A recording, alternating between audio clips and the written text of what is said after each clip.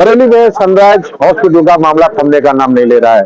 अब तक एक हफ्ते में अब तक जो है 6 केस ऐसे सामने आ चुके हैं जो बिल्कुल ठगी का शिकार हुए। जो गरीब व्यक्ति है उनके मरीज का इलाज किया गया, उनकी जमीन बिक गई, पूरी पूंजी बिक गई। लेकिन मैं पोस्टमार्टम हाउस पे बरेली पे आज मौजूद हूँ।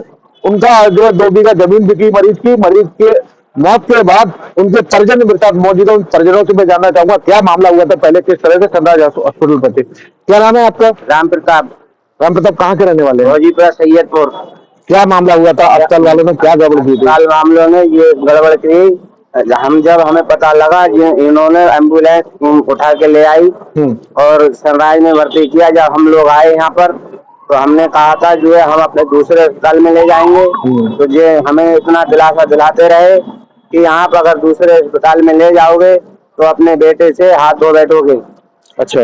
हाँ। फिर ये बराबर हमने इनसे कोशिश करी मगर ये लोग नहीं माने। इसका एक मैनेजर है सोहेल नाम का, वो गारंटी दे रहा कि अगर मैं आपके मरीज को ठीक नहीं कर पाया तो आपकी एक एक पाई वापस करूंगा। और हमने 7-8 लाख रुपए लगा चुके। 2 बीघा जमीन बेच दी, अपना माल जेवर बेच दिया, रिश्तेदारों से पड़ोसियों से हमें मदद मिली है। फिर भी हम 2-3 दिन से कह रहे थे हमारा ये मरीज, हमें इसकी हालत बढ़िया नहीं लग रही है और इसका वेंटिलेटर हटा के दिखाओ। तो ये लोग वेंटिलेटर नहीं हटा रहे थे। अच्छा, कहने का मतलब ये तो पहले ही पैसा वसूली कर रहे थे, वेंटिलेटर लगा के। हाँ, पैसा वसूली कर रहे थे। हमें ये मालूम पड़ा इसकी जो है 2-3 दिन पहले से मृत्यु हो चुकी थी। अच्छा। और जो है फिर कल बहुत हमें जब छुट्टी के लिए कहा था तो ये बहुत हमको डरा के धमका के हमसे जबरिया दस्तक कराए हैं। और ये बोले सीधे आप जो है उसमें ले जाओ। हमने की हम ले जाएंगे डिस्ट्रिक्ट। बोले ना डिस्ट्रिक्ट नहीं, आप प्रांत कहीं ले जा सकते हो। हम तो डिस्ट्रिक्ट ले जाएंगे। तो ये इन्होंने जो है बराबर यही कहते रहे आप रामूर्ति ले जाएं, आप रोहिलखंड ले जाएं डिस्ट्रिक्ट के लिए रेफर करने के लिए ये मना कर रहे थे। अच्छा, डिस्ट्रिक्ट के लिए मना कर रहे थे। और इनका जो है एम्बुलेंस वालों को अब 4-5 दिन पहले भी एक झाड़ हुआ था, उसमें भी ये सोहेल जो है काफी पिटा था। और क्या कहते हैं अब मैनेजर ये कह रहा है, जो डॉक्टर ये कह रहा है मैनेजर से बात करो। हमने की मैनेजर तुम्हारा फोन नहीं उठा रहा है तो हमारा फोन कैसे उठा लेगा? और वो अब आना ही नहीं चाह रहा है, फोन ही नहीं उठा रहा है, तो हम उससे क्या कहें क्या नहीं कहें।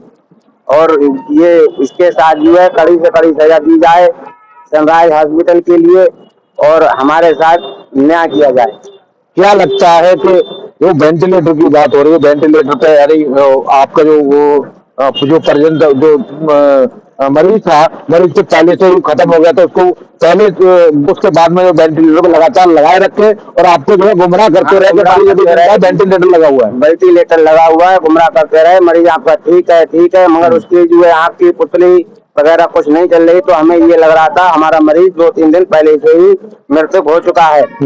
और ये लोग बोले अगर वेंटिलेटर हटाओगे तो उसकी कोई हमारी वो नहीं है, मगर हम फिर भी कह रहे हैं हमारा वेंटिलेटर हटा के दिखाओ। तो ये लोग हटा नहीं रहे थे, लगातार पैसों की वसूली करते रहे। पैसों की वसूली करते। कितने पैसे ले लिए अब तक? हमसे लगभग 8 लाख रुपए चले गए और हमारी 2 बीघे जमीन, माल जेवर और नाते रिश्तेदार ने मदद करी है, घर वालों ने मदद करी है। और कल भी ये बोले जो है अभी आपका मरीज ठीक है, तो हमने की अब हमारे पास कुछ नहीं है, हमारी चाहे जान ले लो।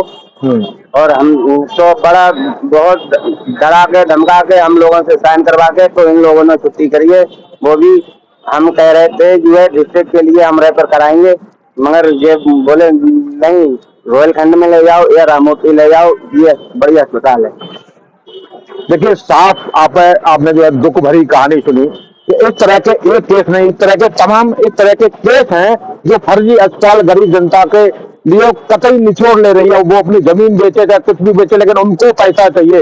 बड़ा सवाल तो ये बनता है कि इस तरह के अस्पताल अगर बरेली में चलते रहेंगे और फर्जी डॉक्टर इस तरह से प्रैक्टिस करते रहेंगे, गरीब जनता की जान से खिलवाड़ करते रहेंगे, तो कैसे चलेगा? इनका भी यही कह रहा है कि सरकार से इनका पूर्ण निवेदन है कि ऐसे अस्पतालों पर जो फर्जी चल रहे हैं, जो दुर्व्यवहार करते हैं गरीब जनता के, उन पर सख्त से सख्त कार्रवाई की जाए।